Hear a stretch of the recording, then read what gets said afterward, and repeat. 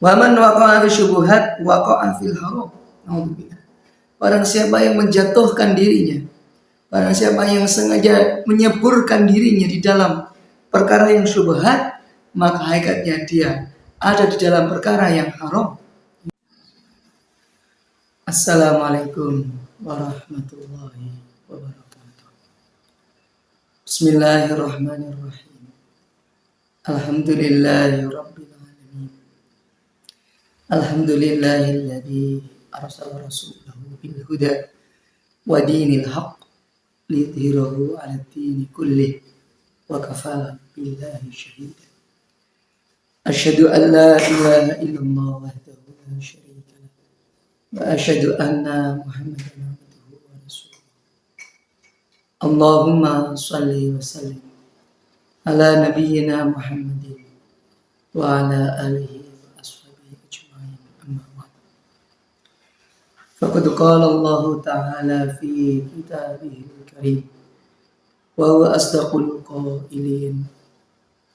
Ba'da a'udzu billahi minasyaitonir rajim. Bismillahirrahmanirrahim. Ya ayyuhalladzina amanu taqullaha wa kunu ma'as shadiqin. Wa qala an-nabiyyu sallallahu alaihi wasallam, innal halala bayyinun wa innal harama bayyinun.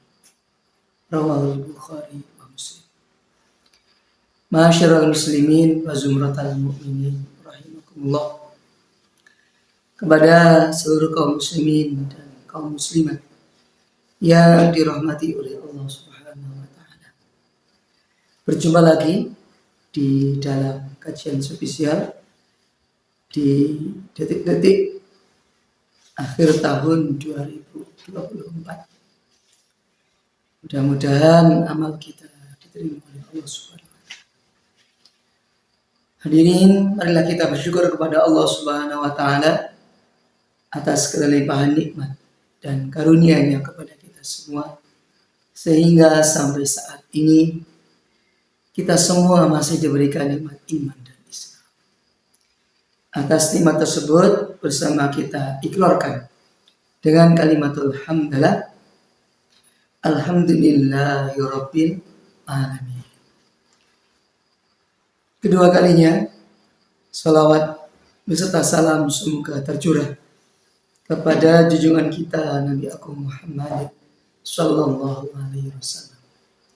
Satu nabi yang ummi, nabi yang telah membawa kita dari gelapnya jahiliyah menuju kepada cahaya Islam. Mudah-mudahan kita semuanya dapat beritibak kepada beliau, dapat mengikuti sunnah-sunnah beliau dalam kehidupan kita sehari-hari. Hadirin rahimakumullah, pada kesempatan kali ini kita akan melanjutkan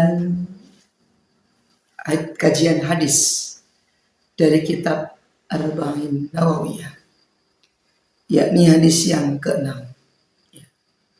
Hadisnya cukup panjang hadirin, tapi insya Allah kita akan bahas, tetapi nanti tidak terlalu panjang, ya, mencukupi insya Allah.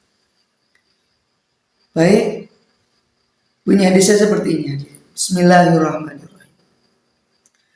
An Abi Abdillah, hadis keterima dari abinya Abdullah, An Nu'man ibni Bashir, yaitu Nu'man putra Bashir, radhiyallahu anhu.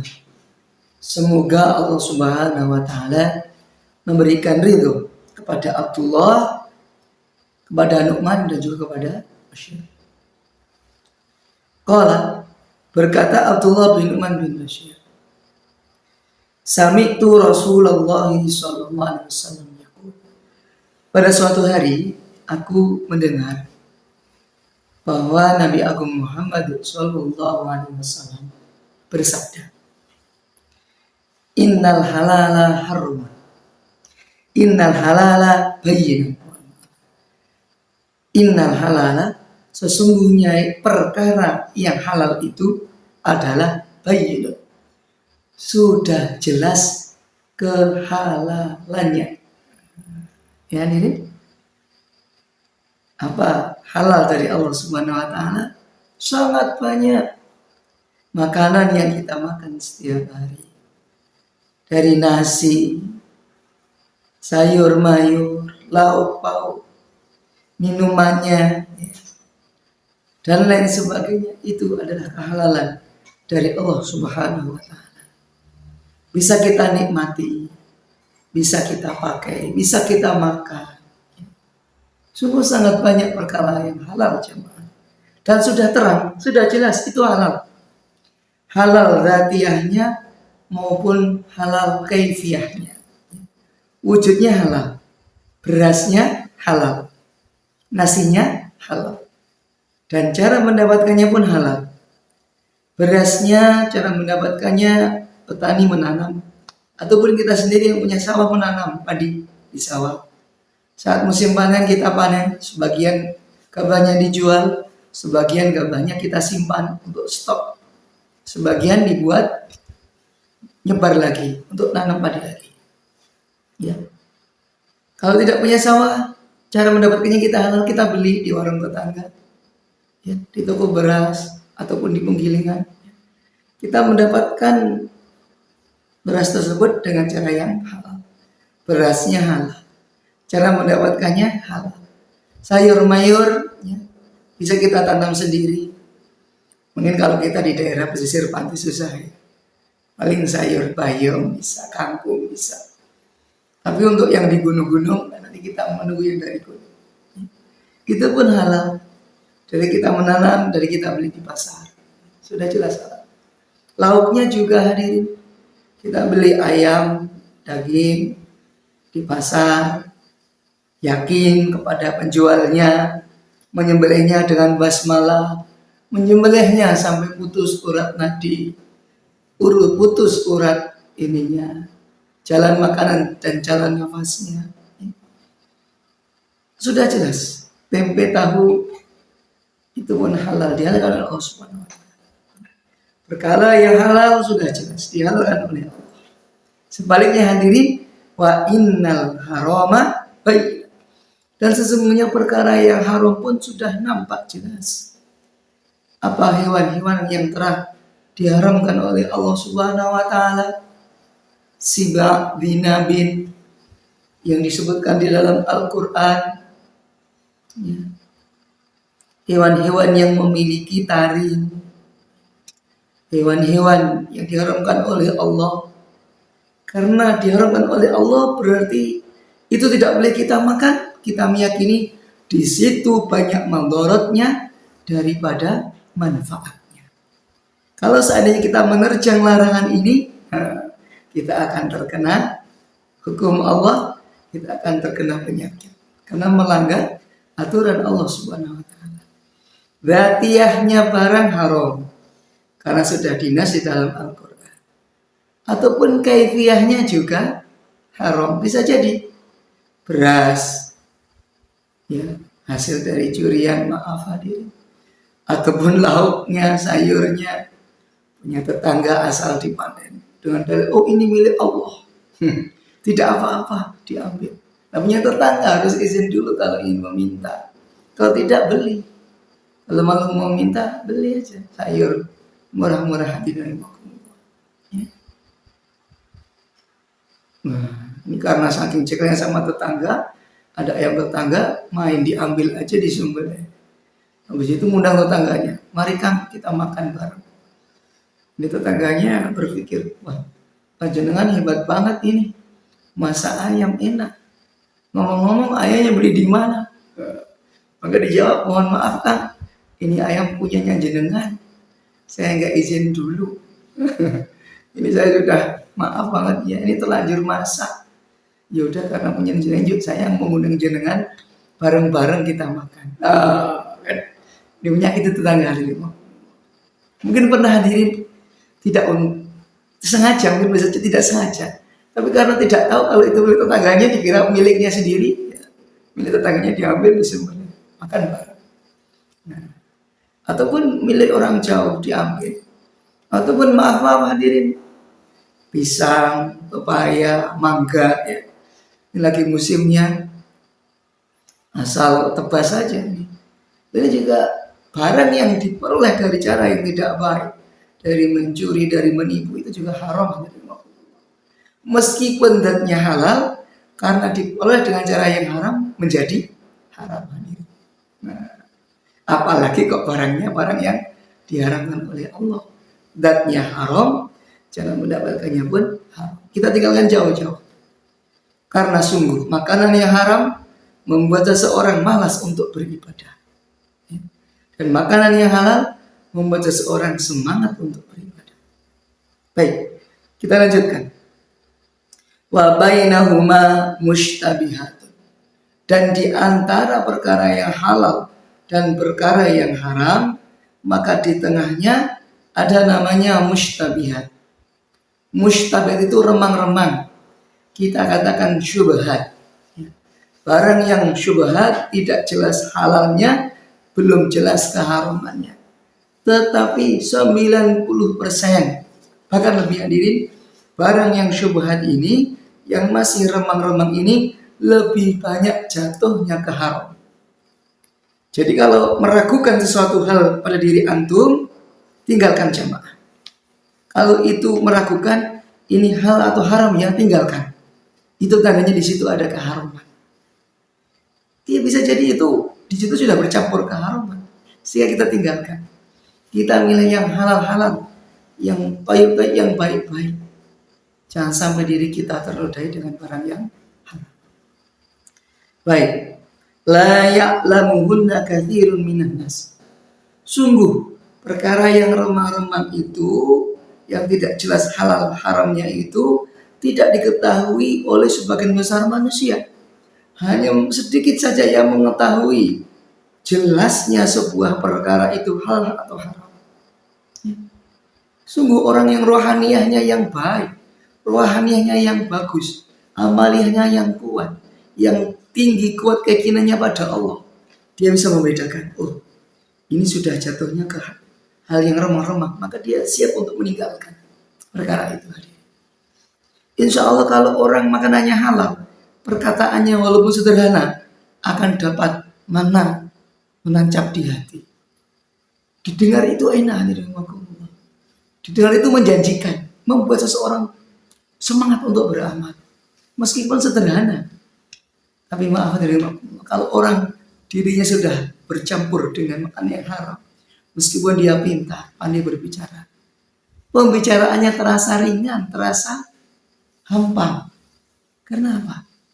Karena dirinya sudah makanannya, pakaiannya, apa yang dia pakai bercampur dengan hal-hal yang tidak halal.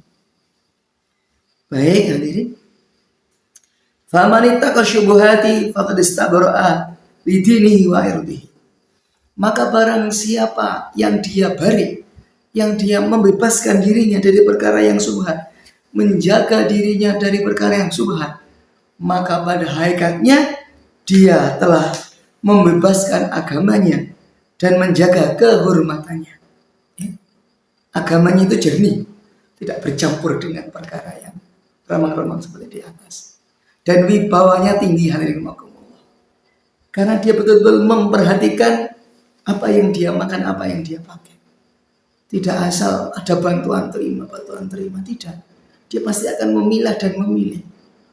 Ini siapa yang membantu, orang soleh diterima. Ini siapa yang membantu, oh orang ada yang berkepentingan. Hasil judol misalnya, hasil menipu, jangan digunakan untuk membangun bangunan. Bangunan cepat rusak. Kalau dari hati. Waman waqa'a fi syubuhat waqa'a fil haram. Naudzubillah. Barang siapa yang menjatuhkan dirinya, barang siapa yang sengaja menyeburkan dirinya di dalam perkara yang syubhat, maka hakikatnya dia ada di dalam perkara yang haram. Kok dirinya hari-hari bergelut dengan hal-hal yang meragukan, yang tidak jelas halal haramnya, dan dia asyik dengan keadaan tersebut, tidak mau hijrah, tidak mau berpindah, maka dia telah memasukkan dirinya sendiri di dalam perkara yang diharapkan oleh Allah Subhanahu wa Ta'ala. Diibaratkan seperti apa? Karra'i yar'a haulal imam.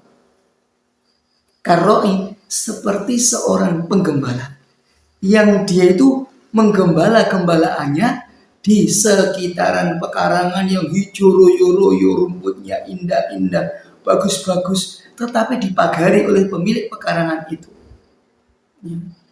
Ini gembalaannya, dombanya, sapinya, atau kerbaunya sudah pengen bedal saja, pengen lari saja, pengen memakan rumput-rumputan hijau. Padahal pekarangan rumput itu bukan miliknya, milik orang lain. Nah, bahaya tidak hadirin?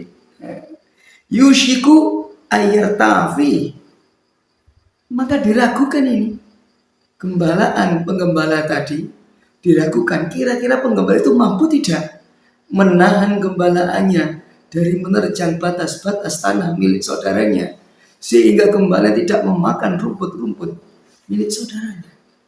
Kalau kok penggembala ini tidak mampu menahan gembalaannya, maka gembala hanya pasti akan memakan rumput-rumput milik tetangganya. Sehingga itulah ibarat orang yang menjaga diri dari perbuatan yang subha, dari perbuatan yang haram.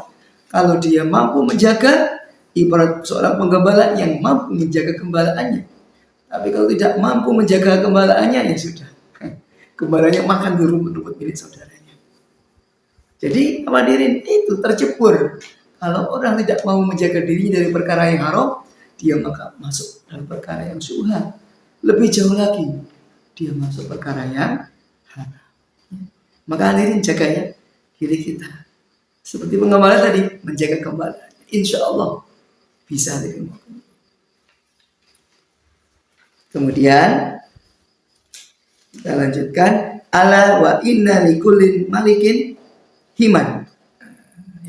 Ketahuilah hadirin bahwa setiap kerajaan, setiap raja itu memiliki wilayah-wilayah yang sudah dibakari, sudah dibatasi, tidak boleh diterjang oleh rakyatnya tanpa seizin raja. Begitulah hadirin rahimakumullah. Ala wa inna himallahi maharimuh. Sesungguhnya Allah Subhanahu wa taala telah memiliki batasan-batasan mana halal, mana haram. Orang yang di dalam batasan yang halal, maka insya Allah orang tersebut akan selamat.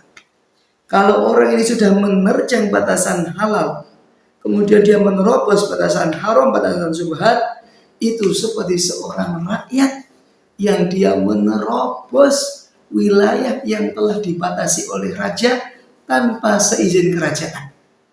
Bagaimana hadirin nasib rakyat tersebut? Pasti akan dimarahi oleh kerajaan.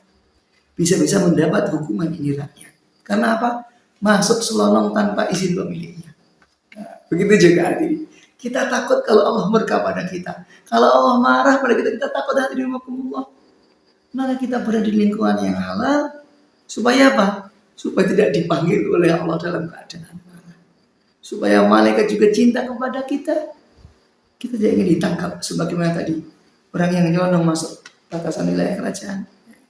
Kita ingin dalam keadaan yang baik. Kemudian di akhir hadis ini hadis riwayat Bukhari Muslim, disebutkan ini sebagai kunci dari makumullah untuk diri kita. Ala wa inna fil jasadi mudghah. Ketahuilah, di dalam setiap jasad seorang itu ada sebuah mudghah, sebuah daging. Sekarang daging maksudnya, ya daging lah. Ada daging yang kecil. Daging yang kecil, anggota tubuh yang kecil itu mudghah, yang menempel, yang sudah menggumpal, ada gumpalan daging itu. Idza saluhat salat jasadu kullu. Yang mana apabila segumpal daging itu baik, maka seluruh anggota tubuhnya akan baik. Sebaliknya, wa idza fasadat jasadu kullu. Apabila satu gumpal daging itu kok rusak, tidak baik, maka seluruh jasad, seluruh tubuh juga akan tidak baik. Ala wahiyat qalb. Ala wahiyat qalb. Ketahuilah, segumpal darah, segumpal daging yang dimaksud di atas adalah hati. Apabila hati ini baik, maka anggota tubuh yang lain akan menjadi baik pula. Kakinya, berjalan untuk menuju kepada kebaikan. Tangannya akan digunakan untuk kebaikan. Kedua mata, kedua telinganya, pikirannya, dirinya akan dibawa kepada ketaatan pada Allah Subhanahu wa taala. Karena raja di dalam diri kita adalah hati. Ya. Tapi sebaliknya rahimakumullah, apabila hati ini rusak, hati kok dikotori, maka seluruh jasad pun akan menjadi kotor. Dan jasad ini akan mudah diajak kepada kemaksiatan. Kata guru kita mengatakan, Hakim, jagalah hati, jangan kau kotori. Jagalah hati, jangan kau nodai. Jagalah hati, inilah pemberian ilahi. Sekian, jazakumullah kajian singkat hadis pada kesempatan hari ini. Mudah-mudahan memberikan manfaat untuk kita semuanya. Dan wanadirin, silakan terus istiqomah senantiasa menonton kajian Muzaharoh Syiar Official ini dari awal sampai akhir. Dan kami menerima masukan, materi ataupun yang lain, permintaan jamaah semuanya. Tinggalkan jejak di kolom komentar, subscribe, like, komen, dan share kepada yang lain. Insya Allah menjadi amal solehah yang jariah, pahalanya terus mengalir ila yaumil qiyamah. Ilahuna syukron kasir. Terima kasih banyak dan mohon maaf. Ilal liqa. Sampai jumpa lagi pada pertemuan mendatang. Astaghfirullah khairat. Wassalamualaikum warahmatullahi wabarakatuh.